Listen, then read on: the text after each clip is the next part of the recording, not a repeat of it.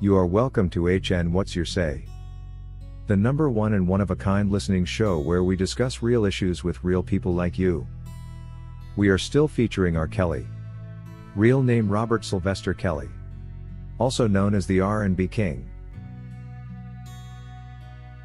There was so much drama involved during the Chicago trial when R. Kelly's attorney Jennifer Bonjean did cross-examine government witness Jane, but unfortunately because the trial was very private with no media recordings, some of this information can only be reproduced either by acting the scenes, or simply reading from the trial transcript which doesn't give a clear picture of what really happened. Bonjean's questions were very systematic and aimed largely at getting the witness to spill as many beans as possible. A few minutes into the questioning, Jane had already confessed to so many things, one of them being that it was indeed her Aunt Sparkle who gave the infamous tape to journalist Jim DeRogatis, a report contrary to what he has always reported suggesting the tape was delivered to him incognito, by an anonymous person into his mailbox.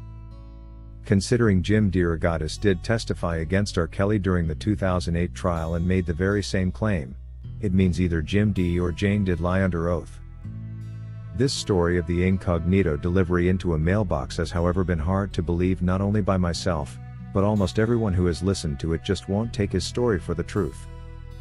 The only way for the Chicago court to establish the truth of the matter regarding the source of this video material that was brandished in court to convince the jury that R. Kelly was guilty was for Jim DeRogatis to take the stand and testify. However, when Jennifer Bonjean asked that he be subpoenaed, the proposal was immediately turned down by the court, leaving the trial incomplete.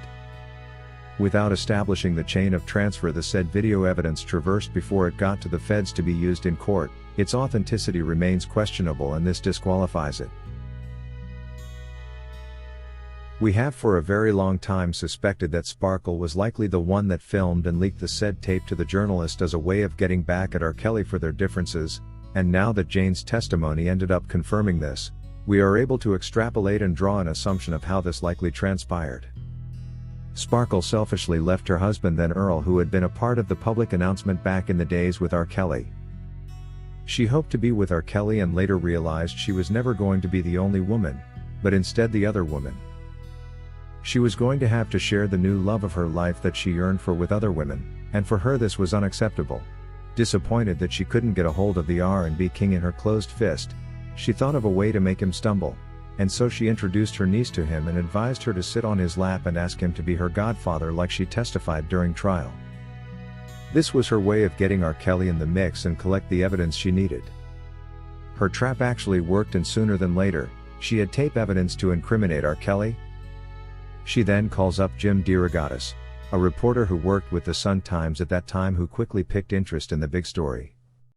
Advised by a legal consultant, they learned that possession of the tape and proof of their involvement in its movement alone could get their hands dirty, and so they come up with a plan to lie to the court and claim DeRogatis received it through his mailbox from an anonymous sender. Mark my words when I say the two to mean Stephanie Edwards, also known as Sparkle, and a one Jim DeRogatis, who made a plan to lie to the court about the source of the video evidence, so that they do not get implicated for first its production, second, its modification, and third its distribution. A chain of command that makes them the guilty ones for CP and not R. Kelly. After all, if they managed to plan to lie to the honorable court of law about how the said tape moved from its source to the media, how sure can we be that Sparkle wasn't behind its filming as well?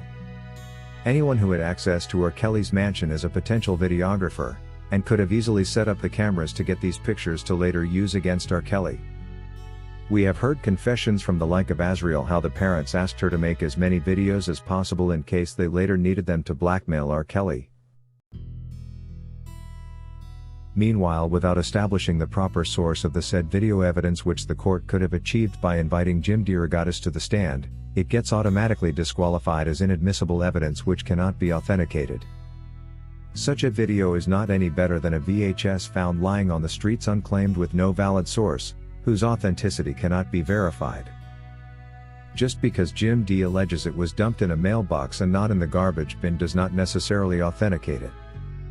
While such a video may contain images of persons that look like R. Kelly as alleged, the fact that it was dumped into a mailbox with the sender preferring to distance themselves from it indicates a possibility that whoever delivered it knows well they had tampered with it, compromising its originality and authenticity. This also deprives the tape a sense of origin or source, which makes it inadmissible. It is important to note that while using video evidence in court is certainly possible, this evidence is not always guaranteed to be admissible. In order to use this video evidence in court, the public attorney's job is to convince the judge that the video footage is both relevant for the case and above all reliable. And the only thing that makes it reliable and therefore admissible is its authenticity. According to the U.S. law that governs the use of video evidence, demonstrative evidence of that nature cannot come from anywhere. Rather, it must be brought forward by someone who can testify in court to the legitimacy of the video. Also important to note, a video captured by preset security cameras will be much more reliable than that captured by a human being trying to win a legal proceeding. If the video source cannot be established, its authenticity is not good and should be excluded under the hearsay rule. In R. Kelly's case, the only story the court has is that the tape was delivered to Jim D by an unknown sender, which leaves the source unknown. And the only known person to have handled the tape adamantly refused to take the stand and testify in its support. This makes the tape inadmissible as evidence, and any conclusions that may have been made by the jury with reference to this piece of evidence will be duly overturned during appeal. Other factors that may make video evidence inadmissible in court include the following. If the lighting is poor, it could be difficult to tell certain features of the video, such as the identity of the person or distance between two things. So while the tape evidence presented may have shown pictures of someone that looked like R. Kelly, there is no guarantee it was him, since the filming was done indoors with poor lighting. The time of recording is also an important feature. Maybe your video contains something that should have happened years back during a specific period, but it's impossible to prove it. Unless the video content had a timestamp included to prove this, it becomes inadmissible. If there is too much guessing to determine the timing and the figures on the tape as well as the source. If your video requires taking your word for its detail and doesn't offer much more than your spoken testimony, it becomes inadmissible in drawing legal conclusions.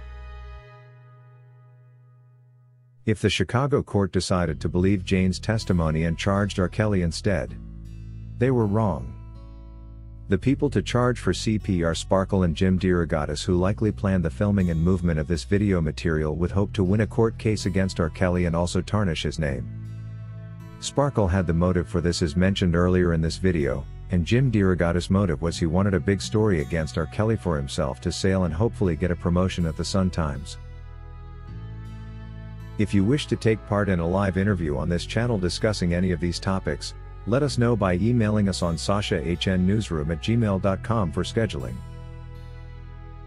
That is all we had for you today on HN What's Your Say. To keep updated whenever we post a new video, subscribe to this channel now. Also remember to hit the bell icon and enable notifications. And feel free to share your opinions with us in the comment section below, and let us know if you would like us to publish your views in our next release. We value all our subscribers' opinions.